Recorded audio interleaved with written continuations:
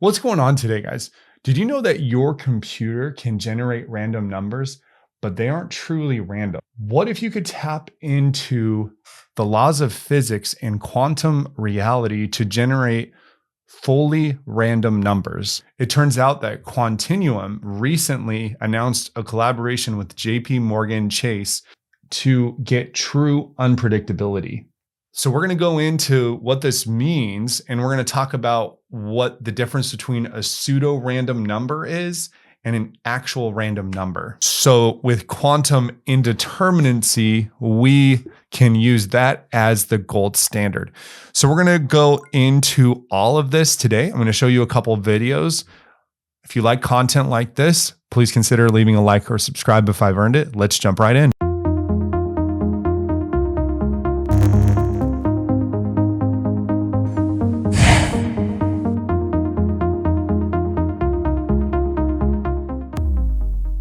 All right, guys, so I've pulled up a few videos and I want to show you exactly what I mean by quantum randomness. And it does get into a little bit of the nitty gritty and a little bit on the nerdier side. We're going to watch a little bit of Python scripting so we can see how this YouTuber demonstrates this randomness.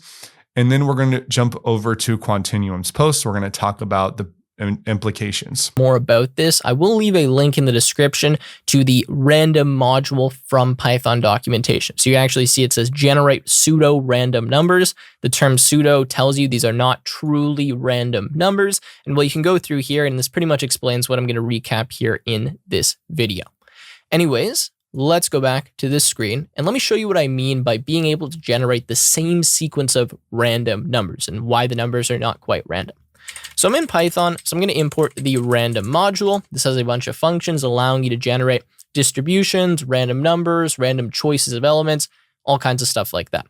Regardless, what I will do is say for underscore in range, and then I'm going to go with 10, and I'm just going to print out random dot rand range, and I'm going to go with 0 to 10. So this will generate a random number in the range of 0 to 10, but it won't give us 10. So it'll go 0 to 9. 10 is kind of the upper bound, which is not included. Anyways, let's just run this. And notice here, this is the sequence that we get. So I'm going to copy this sequence, and I'm going to run this script one more time and just show you that we don't get the same sequence again, right? So this sequence clearly does not match this sequence. And so at first glance, it seems like, okay, yeah, it is actually giving me a random number. However, I'm going to show you that I can make it so it gives me the exact same sequence. And the way I'm going to do that is by using this method called seed. So I'm going to say random.seed, and I'm going to pass a seed of 1. Now, some of you may already know what's going to happen here, but let's clear this out and let's run this. So this is the sequence that we get of 10 numbers, okay? I'm going to put it inside of quotation marks like this, and now I'm going to run it again. Now notice when I run it again, I get the exact same sequence. Now I'm not lying to you, I actually am rerunning the code. You can see that it's flashing, and I'm rerunning the code a bunch of times, and every single time I rerun it, I get the exact same sequence. Why is that? Well, the reason why I'm getting the same sequence is because I have the same seed. So you can actually control the random sequence that you get based on a seed. And the reason why that's the case is the seed is actually the starting value of generating random numbers. And the way that a pseudo-random number generator works is it starts at a specific value and performs deterministic changes to that value to give you some random value. So you're modifying a deterministic value, which means that it's not truly random because it's starting from somewhere. So there is a trace, and you could theoretically, if you knew the algorithm, go back and find the origination of that algorithm, and potentially if this was used in some sort of program or something, you could go back, reverse engineer it. So it's inherently unrandom. And he's going to explain more, and then we're going to watch Quantinuum's video. I'm still learning a little bit more about this. I've known that this has been a problem for classical compute for a very long time. So I think it's really interesting how quantum is potentially solving this age-old issue of random, truly random numbers. So let's keep watching. And so whenever you're starting at the same seed, you always get the exact same random sequence. Now, this might actually sound really familiar, especially if you've ever played the game Minecraft. A lot of you have probably played Minecraft and you've seen that you can import or give a seed, and every time you use the same seed, you get the exact same map. And this works the exact same way. You give a seed, the seed is what generates the actual random sequence, really. It's kind of the starting point of it. And so if you put in the same seed somewhere else, you get the exact same map. Same thing here when we're generating random numbers in Python. Now let's just do one more example. Let me change the seed to 2. Now notice when I change it to 2, we get an entirely different sequence. But if I keep running this, I get the exact same sequence. So how does the computer actually generate a random number then? What does it use for this seed? If it can't generate something truly random, how does it pick something random? So he's going to talk about time and using time, and he's going to explain this, but essentially they use time itself as the seed. Still, it's not completely random. So keep this in mind while he's explaining it. It's not completely random. Let's keep watching. For the seed. Well, the truth is what's actually used for the seed by default is the system time. So whatever the current time is when you run the code is what's passed to this seed so that it's always different. The time is always different. But again, if you ran the code at the exact same system time, like to the exact same millisecond, you would get the exact same random sequence. All right, so now that we've looked at that, let's actually look at an example where we use the system time as a random seed. Now, this will kind of simulate what goes on behind the scenes, just so you can get an idea of what the random module actually does when it's giving you random numbers. So let's do this. Let's import time. Now, to get the system time in Python, you do time.time. Now, this doesn't give you like the date time. This gives you, I believe, the number of seconds past a specific date. So there's some date in which they like just picked arbitrarily, I guess, to do this from, but it's something like the number of seconds past like March 2nd on 1979. I'm completely making up that number or that date there, but it's the number of seconds past a specific date. So if I print this out and I go print time.time like this, you'll see that we get this, right? So just like a huge number. It's not telling me, it's January or February or whatever the month is. It's just giving me a number. Anyways, if I use time.time, I can put it like this.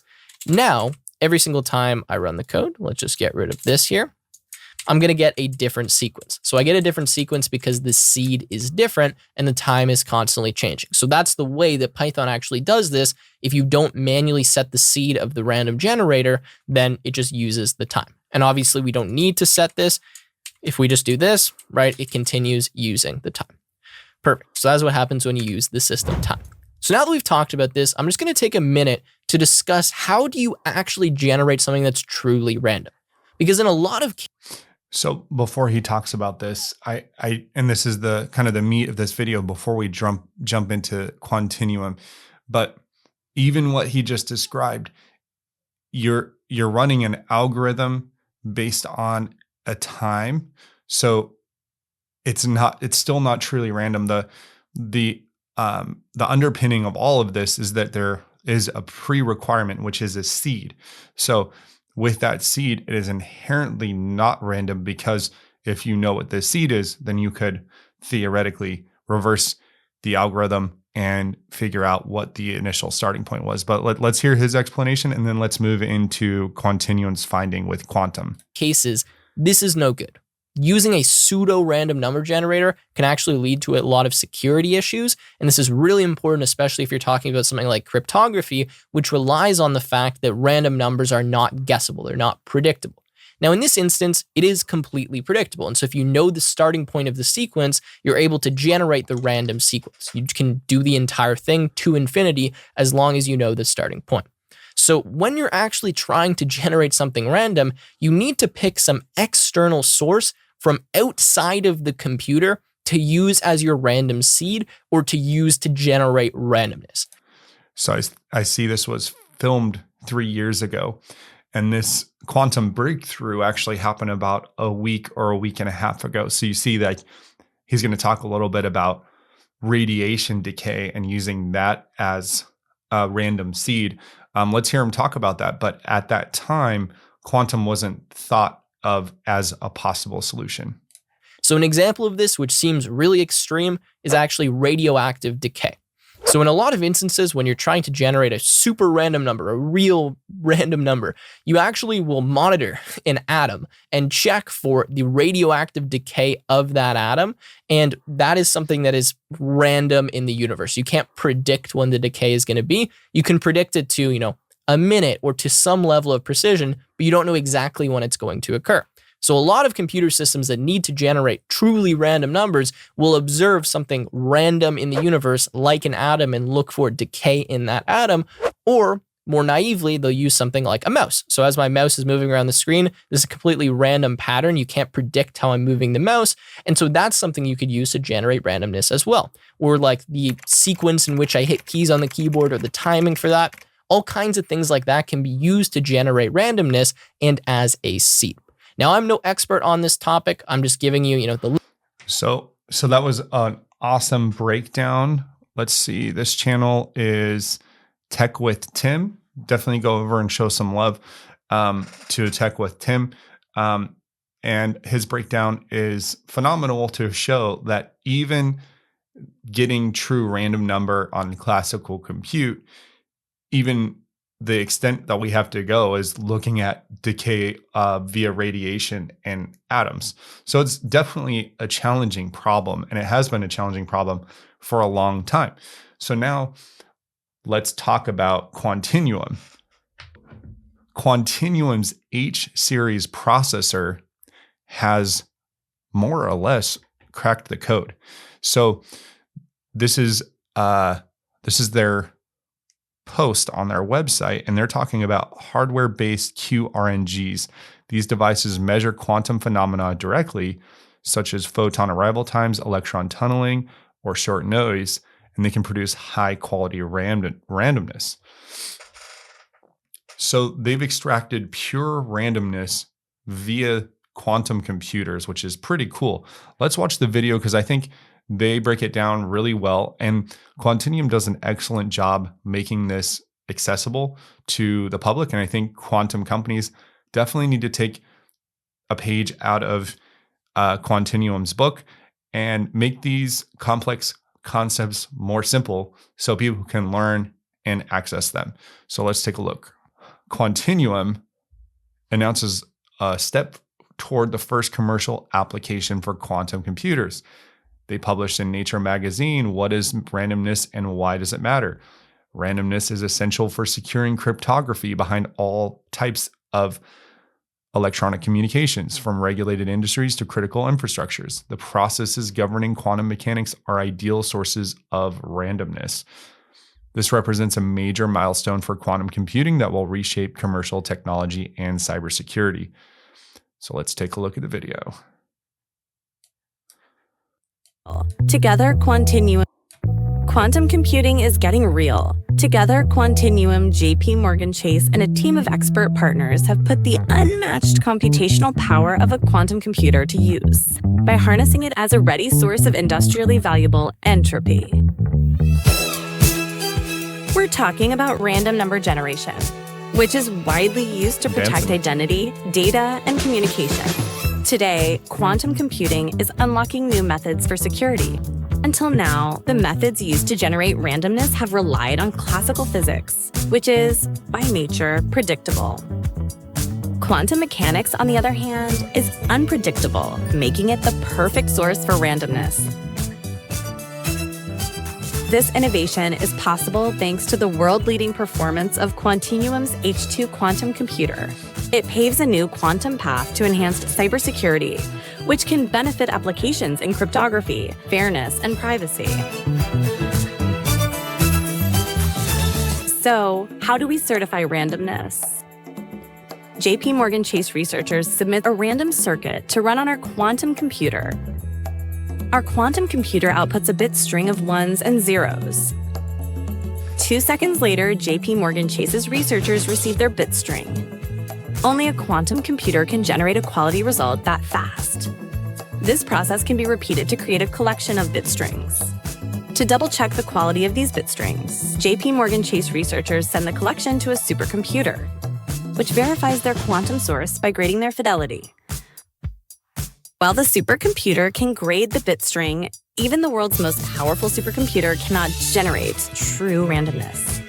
Let's stop there.